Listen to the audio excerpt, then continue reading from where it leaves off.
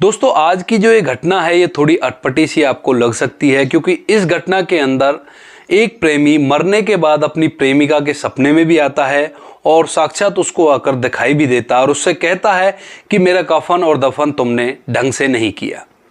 कुछ इसी तरह की ये घटना है। तो आइए आते हैं कहानी की तरफ। कहानी है एक सीमा नाम की लड़की की, जो कि एमपी के एक छोटे से गाँव में रहा करती है। उसके परिवार में उसकी माँ है, ना कोई भाई है, ना कोई बहन है, ना उसका पिता है। पिता भी कुछ दिन पहले चल बसा था।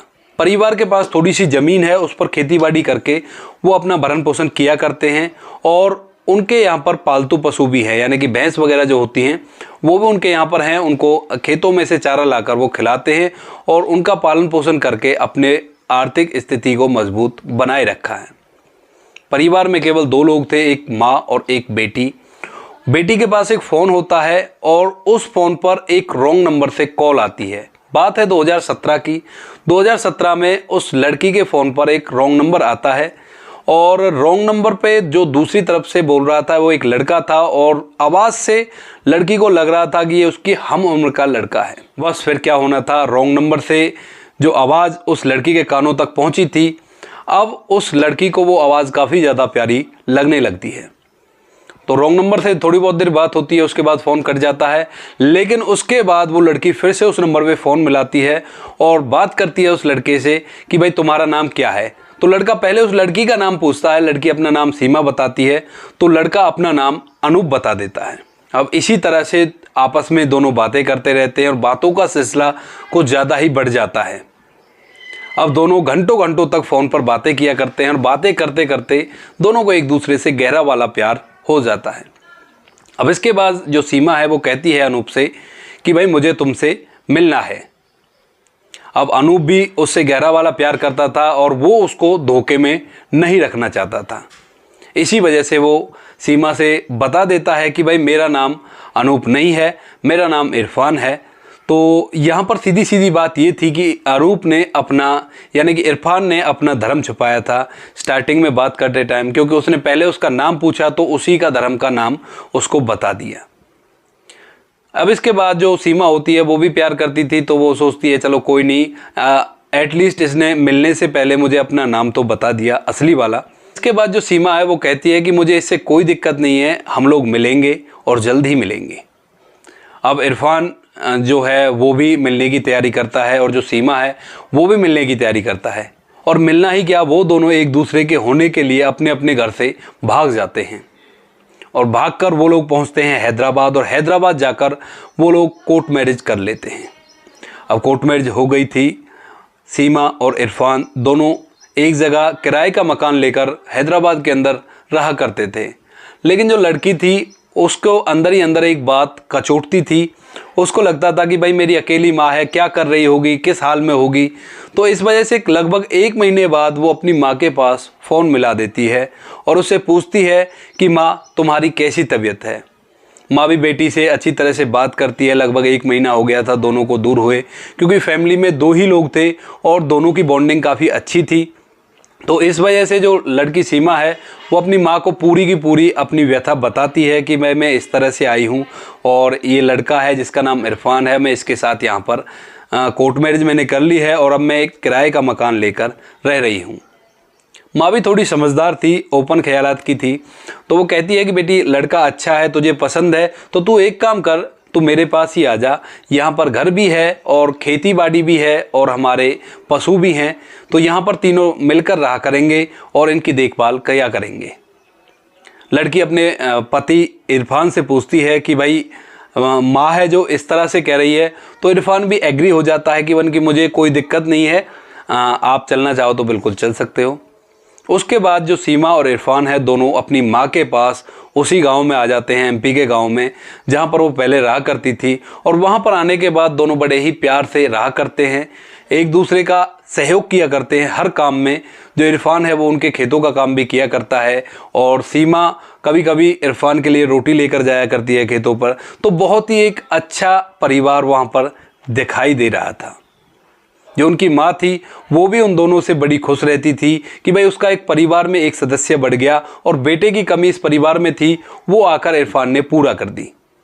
तो यहाँ पर दोस्तों अब इसके बाद लगभग 2 साल इसको बीत जाते हैं और 2019 आ जाता। 2019 में इन दोनों के बीच में थोड़ी थोड़ी नोकझोंक होने लगती है। वो कहते हैं ना, जहाँ पर प्यार होता है वहीं पर तकरार होती है। तो इसी तरह की छोटी मोटी तकरार इन दोनों के बीच में होने लगती है, यानी इरफान और सीमा के बीच में। अब वो लोग आपस में थोड़ी बहुत लड़ाई झगड़ा किया करते और इसी लड़ाई झगड़े के चलते एक दिन इरफान सीमा से कहता है कि अगर मैं मर जाऊं तो मेरा कफन और दफन अच्छी तरह से कर देना। अब दोस्तों इस बात को सुनकर सीमा को थोड़ा सा धक्का लगता है, लेकिन वो इस बात को ऐसे हल्के में ले लेती है और कहती है वैसे ही कह रहा होगा, थोड़ा बहुत मुझे डराने के लिए, क्योंकि उन दोनों के बीच में नोकझोंक हुआ करती थी। अब इसके बाद धीरे धीरे चलते चलते 2020 आ जाता है और 2020 में उन दोनों का प्यार थोड़ा कम पड़ने लगता है और आपसी जो तकरार थी वो एक विशाल रूप लेने लगती है, यानी कि लड़ाई कुछ ज़्यादा ही हुआ करती थी। अब इसके बाद दोस्तों 2020 में एक दिन वो आता है जिस दिन माँ बेटी खेतों पर गए हुए थे, इरफान घर में था अकेला, और जैसे ही माँ और बेटी खेत से वापस आते हैं और घर में आकर देखते हैं तो इरफान रस्सी से झूला पड़ा था। उसको देखने के बाद जो सीमा है वो ज़ोर ज़ोर से रोने लगती है और उसकी हालत एक तरह से ख़राब हो जाती है उसको देखने के बाद, क्योंकि जिससे उसने प्यार किया था उस प्यार ने आज अपने आप को इस तरह से कर लिया था। अब माँ बेटी पहले तो काफ़ी देर तक वहाँ पर बैठी रहती हैं, उसको ऊपर से उतारती हैं, उतारने के बाद वहाँ पर बैठती है और अफसोस में बैठी रहती है काफ़ी देर तक। किस तरह का हंसी खुशी परिवार था और वो अब इस तरह से हो गया। अब इसके बाद जो सीमा होती है वो 2-3 घंटे बाद सोचती है कि भाई इसको यहीं पे दफन कर दिया जाए ताकि किसी को कोई पता ना चले, वरना लोग क्या सोचेंगे कि भाई इन्होंने इसको मार डाला।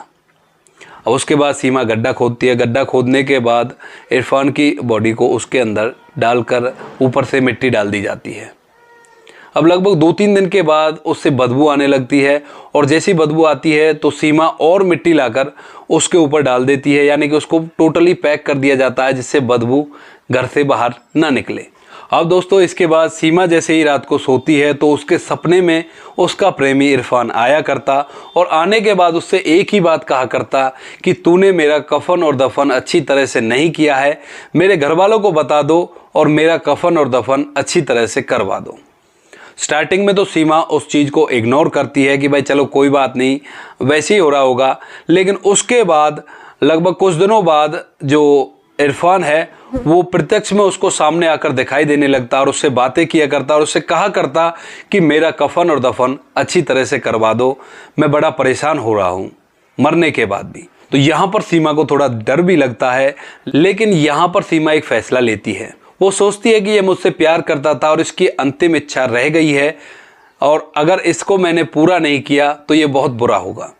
अब इसी सोच के साथ सीमा सीधा इरफान के घर वालों के पास चली जाती है और उनको पूरा के पूरा किस्सा सुनाती है कि भाई इस तरह से आपके लड़के ने और मैंने कोर्ट मैरिज की थी और वो इस तरह से इस दुनिया को छोड़ के जा चुका है। अब जो इरफान के घर वाले हैं वो कहते हैं कि भाई हमें तो उसने बताया था कि वो हैदराबाद गया है, तुम्हारे साथ कैसे कैसे आ गया।